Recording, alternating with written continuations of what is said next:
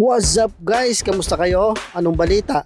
And for today's video, dahil nga sa haba ng biyahe ng aming unang camping experience dito sa Canada, napagdesisyonan naming mag-asawa na palitan na ang gulong ng aming truck. Dahil nga 5 years na rin at advice na rin ng technician para sa aming safety while travel.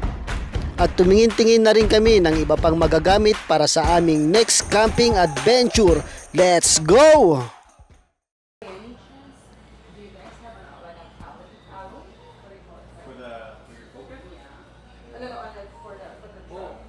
Maganda to. Kaya ito, Trail Boss. Pang truck ba?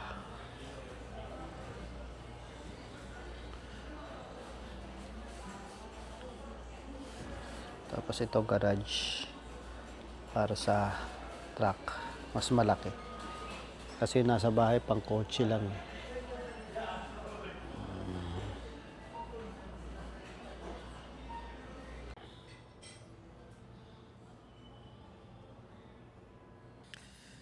So, dito kami ngayon sa Canadian Tire, guys, para palitan na yung gulong ng aming truck.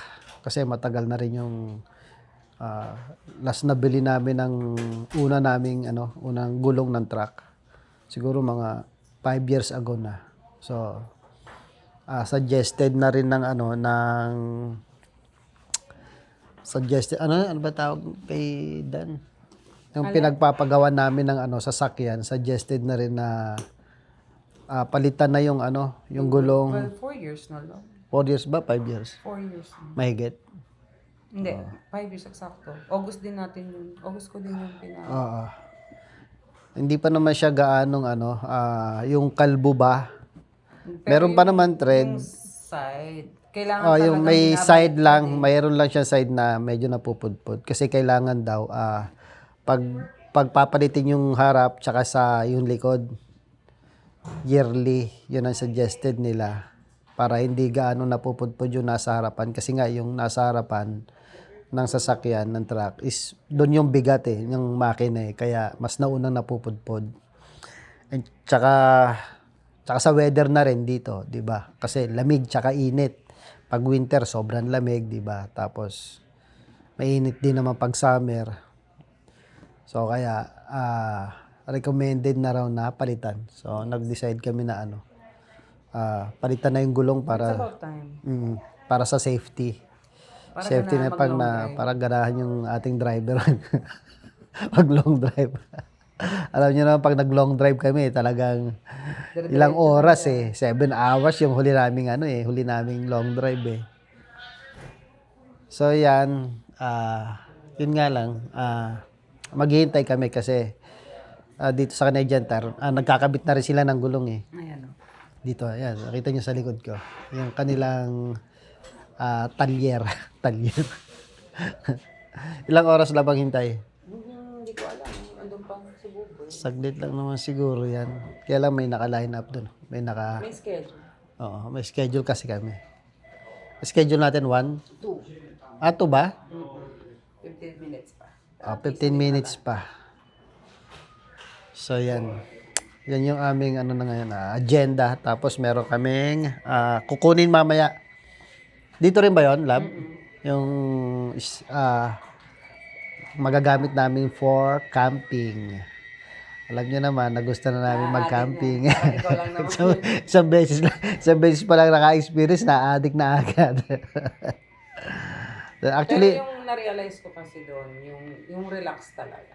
dito ka para masabi mo. Hindi, yung marirealize mo kasi doon sa camping, yung i-slow niya talaga lahat. Oo, tama. Wala kang ibang iisipin kundi. Relax. Kung ano lang yung Nakaka-relax, no? doon. Tsaka yung Natulog ko doon diretso Oo, kasi may Relax may naka-plug sa tenga mo Umulan pa nung araw na yon. So, yun nga. Buti nga nagising ako noon. Maganda kasi yung yung vibes, no? Maiba naman yung vibes ba? Kasi alam nyo naman dito sa Canada, pag winter, talagang bahay trabaho lang kami. So, nung na-experience naming mag-camping, parang iba yung naging naging pakiramdam namin. First time mo rin ba? First time ko yun mag-camping. Kahit Ang tagal ko nang gusto wala pa mag-camping. kami dito. Mahilig kami bumili ng mga pang-camping gear actually. kaya ko Really? kaya Kaya nung dumating oo, kompleto na. kaya nung na-decide na kami na sumama sa tropa nga na na mag-camping. Actually, every year niyayaya kami. This year lang kami talaga sumama. Natuloy. So yun nga mahilig nga kaming bumili ng mga pang-camping. Kaya na namin na kumpleto. So nung time na sumama na kami, kumpleto na kami sa sumobra pa nga dahil talagang puno yung truck eh. So yun nga yung experience namin. It was good. Family bonding, friends bonding. Baka ganito talaga pag nagkakaedad. Iba na gusto na lang yung tahimik, no? Yung tahimik na lugar. Totoo yung sinabi nila. Sa probinsya ka natitira pag tumanda kasi gusto mo na lang tahimik. Oo. Parang sawa ka na sa mga ingay. Gusto mo na lang yung mga tunog ng mga ibon, mga pagaspas ng mga puno. Yung mga ganung vibes ba na miss namin. Yan, pakita ko sa inyo yung gulong ng truck namin. Hindi pa siya talaga totally yung pudpud na pudpud. Pero recommended na kasi. May mga na kasi crack. Ito yung gulong namin na luma, di ba? May mga pa naman siya, pero para kasing na siya tignan eh. Yung pinakagilid dito, parang may mga guhit-guhit na. Tapos doon banda sa sa side, para may pudpud. So sabi kasi nila, dapat daw pinagpapalit daw yung sa harapan, ililipat doon sa likod para pumantay daw yung ng gulong. Kasi nandito yung bigat kaya medyo ito yung mas nauna na pupudpod. Pero hindi ito sa dito sa likod. Medyo okay pa naman oh. Kita nyo, di ba? Sa Pilipinas ka talaga wala ka na makitang ganito pero syempre kasi dito iba yung weather, sobrang lamig. Tapos pag summer mainit din. So yun yung nagkokos ng maraming pumuputok yung gulong dito kapag hinayaan mo lang na parang mapudpud na to. Delikado pa syempre lalo na pag sa family. 'Di ba? So yan. So yan yung truck namin. This year bayad na yung truck namin. Okay pa naman siya, 'di ba? Di ko, mabilis lang ang panahon. Di ko akalain na yan. Magse 7 years. Next year. Diba? Lumabas lang ako saglit. Pasok tayo sa Canadian Tire. So, ikot-ikot lang muna kami para hindi ma-bored. Tingin-tingin lang kung merong makikitang something interesting.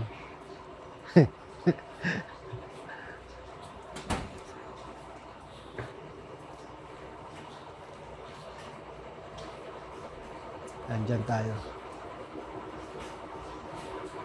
Marami na mabibili rito na mga pang gamit sa bahay.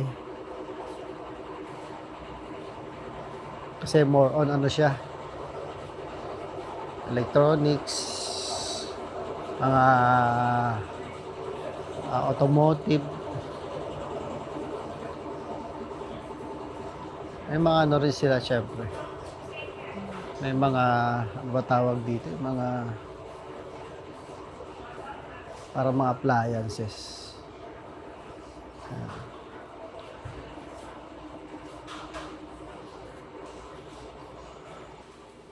Mga tools. Stanley. Wala kasi ng DeWalt dito master shop lang. Mastercraft tsaka Stanley. Meron din siguro yan.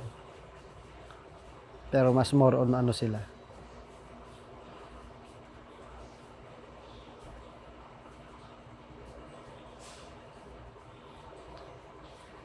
Ito hammer nito oh. Haba. Ah, puta bigat. Ang bigat ah. Ilang kilo yan? Ito pang camping. Isang bira lang talaga. Biyakang biyakang ano dyan. Palakol ba? 3 feet. Ayan, malapad. Pang malalaking ano. Lag. Diba? Ito yung kanilang mga DeWalt tools. Yan ang marami ako. Pero ang mga wala pa ako. Ito. Wala ako nito eh. Ano ba yan? Ano to? Ano ba tawag dito? Kalimutan ko tuloy. Gato dapat na sander. Yung di battery. Parang babanggain pa tayo ah. Ano, matutusi ka pa ba doon? Hindi mo naman laging gagamitin. Bagay. Gagawa ka na ba ng mga kuwan sa labas? Siyempre, kung meron ka niyan, Meron na, nasa bahay. kaya nga, magamit yun kung meron ka yan. Ito, maximum.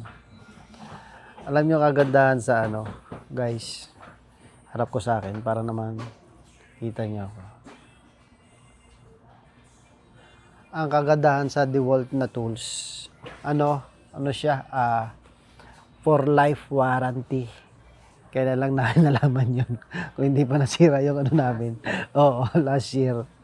Nagpagawa kami. Oo, yung pulso namin nasira. Hindi na gumana. So, ngayon nagharap kami ng paraan paano siya paano namin maisusoli or ma-return or ano ba tawag dito? Mapapalitan. O mapapaayos. Kasi alam nyo naman yung mga parang kukunti dito yung mga nag-aayos ng mga ganyan eh. So, doon lang namin nalaman na may nagsabi sa amin na pwede palang ano ba yun, may nag-comment lang? Parang may naano lang kami. Meron lang kaming na pinost kasi namin sa Facebook kung nagtatanong kami kung merong nag-aayos nga ng ganong pulso. Yung ginagamit ko pamputol ng mga branch ng trees.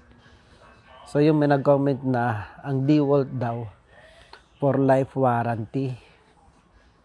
So doon lang namin nalaman. Then ano yan, mga ano. Ito yung gusto natin i-out. Mas malaki lang ng konti. Oo nga no. Ay, hindi ganyan. Meron sila mga cooler dito. Kasi Mga pang-camping. anong iglo mo eh. Ay, dito ang dami pala eh. Oh. At yung sinasabi The ko woods. Yung ninja. Oo nga no, may ano. Parang maganda yan. Baba mo nga. ang inang to ako pinagbaba ang pucha. Ako nung baba.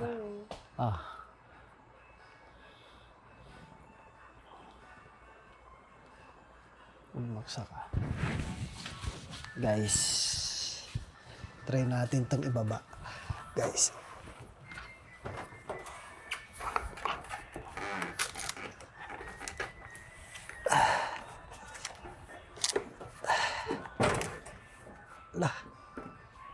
Bigat din ah. Buti na lang malakas ako. Saan? Saan natin ilapag dito? Baka makasira tayo. Bayaran natin ng di oras eh. Hindi ganun dito. Ninja yan eh. Sakto lang. Parang sakto naman to sa ano, no? Sa truck. Ay, ganun yung loob niya oh. Pakita mo. Tapos ang kagandahan dito ay hindi siya ganun kalalim pala. Mayroon siyang holder tsaka gulong. Tapos meron pa siyang special features na pwede ka maglagay dito ng mag-store ka pa dito ng ano extra extra compartment. Pero yung lalim niya, hindi siya ganun kalalim talaga. Makapal. Kasi nga dahil dito, yung sa extra compartment, 399 guys. May lock. Meron siyang lock mechanism. And then, good to go. Good to go camping, picnic. Di ba guys? Pero syempre, yung mga ganyan, dapat pag-iisipan nyo muna bago nyo bilhin. Meron parang tayong luma eh. Kung talagang kailangan nyo, di bilhin nyo. Pero kami, meron kasi kami bibilhin na ano eh. Weekly yun eh. Pero hindi ganito. Mas malaki ng onti dito. Kasi Nung iglo yun, iglo yung tinitignan natin, yung pinapanood. yun. Hindi, ninja yun eh. Oo, ninja nga yung Ninja yun eh. natin. Ito iglo eh. Iba-iba kasing brand guys eh. Kasi itong iglo, ano rin siya. Magandang klase rin. Tsaka Coleman. Yung luma kasi namin, Coleman yun eh. Straight lang yun. Rectangle, walang ibang features. Parang ganito. Ganito yung Coleman na ano. Pero mas latest na to eh. Latest model. Mismo eh. Tsaka wala siyang gulong. Yun yung may Wala rin gulong yung sa amin eh. Oo. Ito yung may gulong. Parang mas maliit ito. Ito yung may gulong. Lalim siya. Ba, maigpit yung ano niya oh. Pagkakaano. Malalim din. Lalim din to. 141. Ay, ito maganda. Disaksak. Nasaksak siya sa 12 volts DC.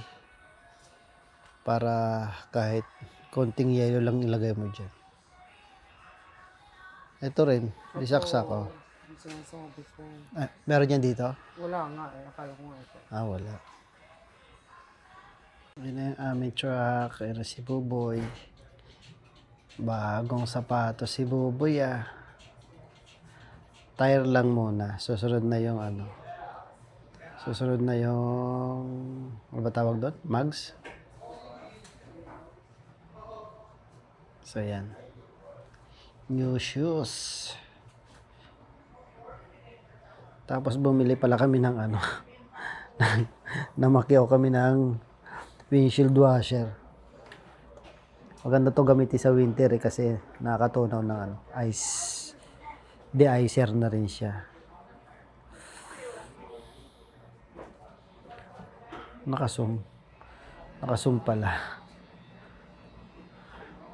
Nakita kasi namin to. Sale, magkano lang? $1 ang isa? 97 cents. 97 cents.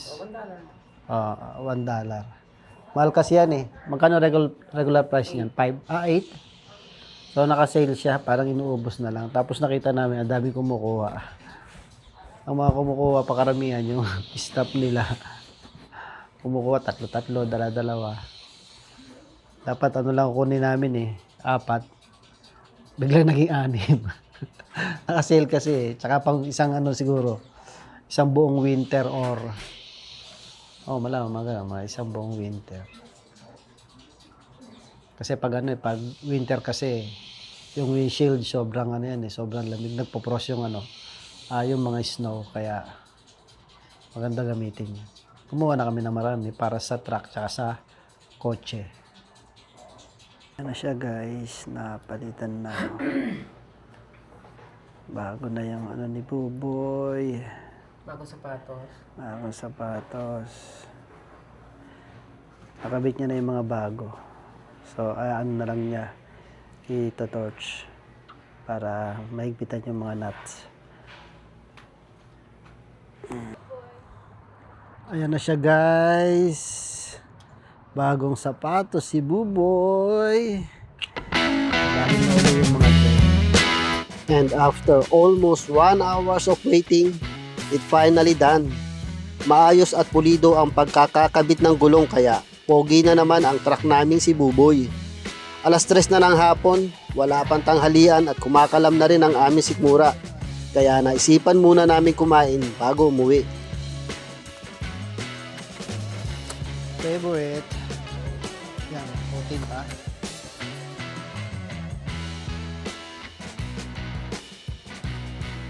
Okay, let's eat.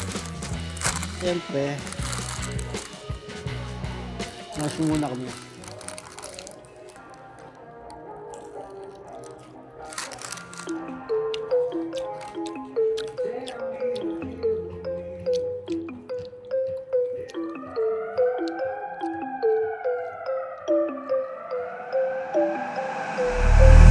Emersonic, hey, Emersonic, ha ha.